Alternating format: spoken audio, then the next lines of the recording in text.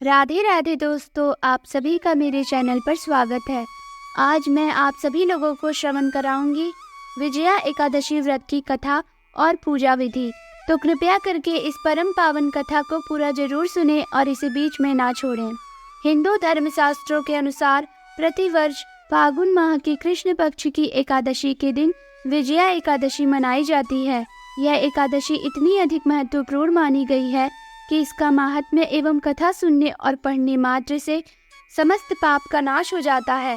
फागुन माह की यह एकादशी मर्यादा पुरुषोत्तम भगवान श्री राम से जुड़ी हुई है। इस व्रत के प्रभाव से मनुष्य को हर क्षेत्र में विजय प्राप्त होती है। इस वर्ष 6 मार्च 2024 को विजया एकादशी का व्रत रखा जाएगा। तो आइए जानते हैं विजया एकादशी की पूजन विधि। विजया एकादशी के दिन ब्रह्म मुहूर्त में सुबह उठकर स्नान से निवृत्त होकर साफ सुथरे कपड़े पहने, इसके बाद खुद को शुद्ध कर ले। हाथ में गंगा जल लेकर व्रत का संकल्प ले। इसके बाद पूजा की चौकी पर भगवान विष्णु और माता लक्ष्मी की तस्वीर या मूर्ति को स्थापित करें। पूरे विधि विधान से भगवान विष्णु और माता लक्ष्मी की पूजा आराधना करनी चाहिए। पीले रंग का फल, फूल और मिठाई भगवान विष्णु को अवश्य अर्पित करें। दीपक जलाकर आरती करें। विष्णु चालीसा का पाठ करें। अंत में भगवान को भोग अर्पित करने के बाद प्रसाद को पहले खुद ग्रहण करें, इसके बाद दूसरों को दें। अब आइए श्रवण करते हैं विजया एकादशी की व्रत कथा। धर्मराज युधिष्ठिर बोले, हे जनार्दन, फागुन माह के कृष्ण पक्ष की एकादशी का क्या नाम है तथा उसकी विधि क्या है? कृपा करके आप मुझे बताइए। श्री भगवान बोले, हे राजन, फागुन माह के कृष्ण पक्ष की एकादशी का नाम विजया एकादशी है। इस व्रत के प्रभाव से मनुष्य को विजय प्राप्त होती है। यह सब व्रतों से उत्तम व्रत है। इस विजया एकादशी के महात्म्य के श्रवण व पठन से समस्त पाप नाश हो जाते हैं।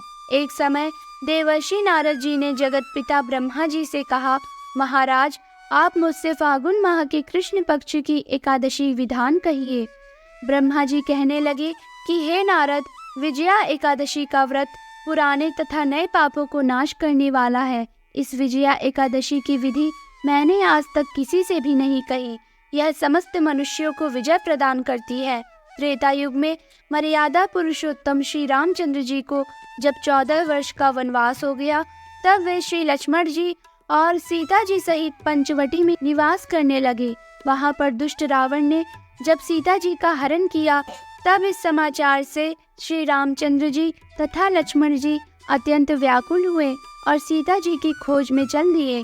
घूमते घूमते जब वे मरणासन्न जटायु के पास पहुँचे, तो जटायु उन्हें सीता जी का वृतांत सुनाकर स्वर्गलोक को चले गए। कुछ आगे जाकर उनकी सुग्रीव से मित्रता हुई और बाली का वध किया।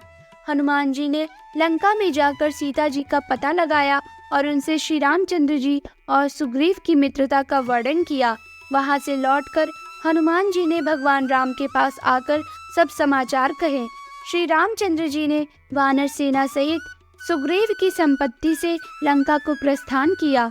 जब श्री रामचंद्र जी समुद्र से किनारे पहुँचे, तब उन्होंने मगरमच्छ आदि से युक्त उस अगाध समुद्र को देखकर लक्ष्मण जी से कहा कि इस समुद्र को हम किस प्रकार से पार करेंगे। श्री लक्ष्मण ने कहा, हे पुराण पुरुषोत्तम, आप आदि पुरुष हैं, सब कुछ जानते हैं। यहाँ से आधा योजन दूर पर कुमारी द्वीप में वग्दालभ्य नाम के मुनि रहते हैं।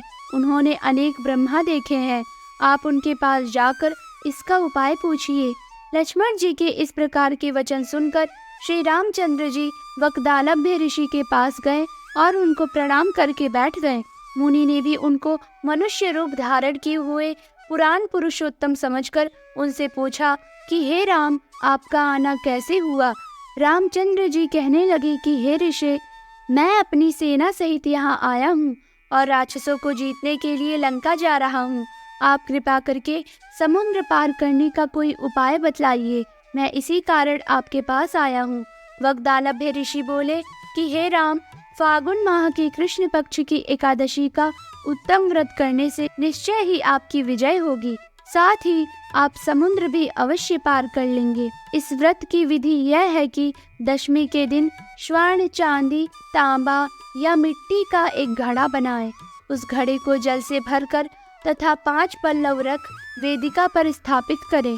उस घड़े के नीचे सतनजा और ऊपर जौ रखे। उस पर श्री नारायण भगवान की स्वर्ण की मूर्ति स्थापित करें। एकादशी के दिन स्नान आदि से निवृत्त होकर धूप दीप नैवेद्य नारियल आदि से भगवान की पूजा करें। तत्पश्चात घड़े के सामने बैठकर दिन व्यतीत करें और रात्रि को भी उसी प्रकार बैठे रहकर जागरण करें।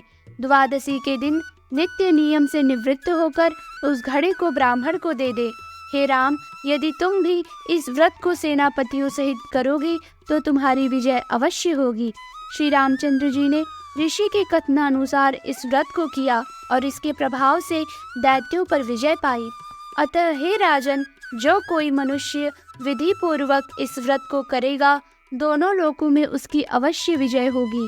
श्री ब्रह्मा जी ने नारद जी से कहा था कि हे पुत्र, जो कोई इस व्रत के महात्म्य को पढ़ता या सुनता है, उसको वाजपेयी यज्ञ का फल प्राप्त होता है। तो आप सभी बोलिए लक्ष्मी नारायण की जय हो, विजया एकादशी व्रत की जय हो। तो ये रही विजया एकादशी की व्रत कथा। अगर आपको हमारी ये वीडियो पसंद आई हो तो हमारी इस वीडियो को लाइक करें और इसे ज़्यादा से ज़्यादा शेयर करें और ऐसी भक्ति कथा कहानी सुनने के लिए हमारे चैनल को सब्सक्राइब करें और कमेंट सेक्शन में जय लक्ष्मी नारायण की लिखना ना भूलें। तब तक के लिए राधे राधे, जय श्री हरि।